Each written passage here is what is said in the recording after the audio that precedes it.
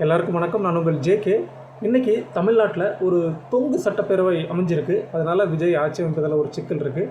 அந்த சிக்கலை நிவர்த்தி பண்ணி அவர் தமிழ்நாட்டில் முதலமைச்சராக வருவார் அப்படிங்கிறத நான் உறுதியாக நம்புகிறேன். 2019 பிரதமர் நரேந்திர மோடி, தற்போது பிரதமர் நரேந்திர மோடி 3வது முறையாக தேர்ந்தெடுக்கப்பட்டார். நீங்கள் அந்த தேர்தலை நல்லா பார்த்தீங்கன்னா, 3வது முறையாக அவர் தேர்ந்தெடுக்கப்பட்ட தேர்தலில் பாஜகவுக்கு தனிப்பெரும் கட்சியாக விளங்கிச்சு. ஆனால் அறுதி பெரும்பான்மை அதுக்கு கிடைக்கல.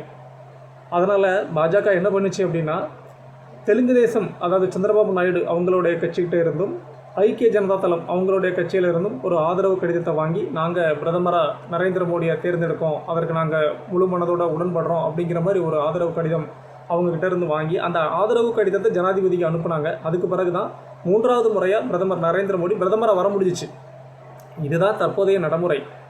இப்போது காங்கிரஸ் ஒரு 5 எம்எல்ஏக்கள் இருக்குது அப்படின்னா, மீதமுள்ள ஆதரவை, அந்த கடிதங்களை விஜயை நாங்கள் தலைவராக தேர்ந்தெடுத்துக்கிட்டோம், எங்களுடைய முதலமைச்சர், நாங்கள் அவரை முதலமைச்சராக தேர்ந்தெடுத்துக்கிறோம் அப்படிங்கிற மாதிரி ஒரு கடிதத்தை வாங்கி ஒப்படைக்கும் பட்சத்தில் தான் பதவி ஏற்புங்கிறது ஒரு எளிதாகும். இது தவிர அவங்க நீதிமன்றம் சென்றால் கூட அவங்களுக்கு ஆதரவாக ஒரு தீர்ப்பு வருமா அப்படிங்கிறது கூட ஒரு சந்தேகம் தான். ஆகவே இப்போ இருக்கிற அந்த குட்டி குட்டி கட்சிகளை ஆதரவு கேட்டு விஜய் அந்த ஆதரவு கடிதத்தை வாங்கி நிச்சயமாக தமிழ்நாட்டோட முதலமைச்சராக பொறுப்பேற்பார் அப்படிங்கிறத நான் உறுதியாக நம்புகிறேன். நன்றி, வணக்கம்.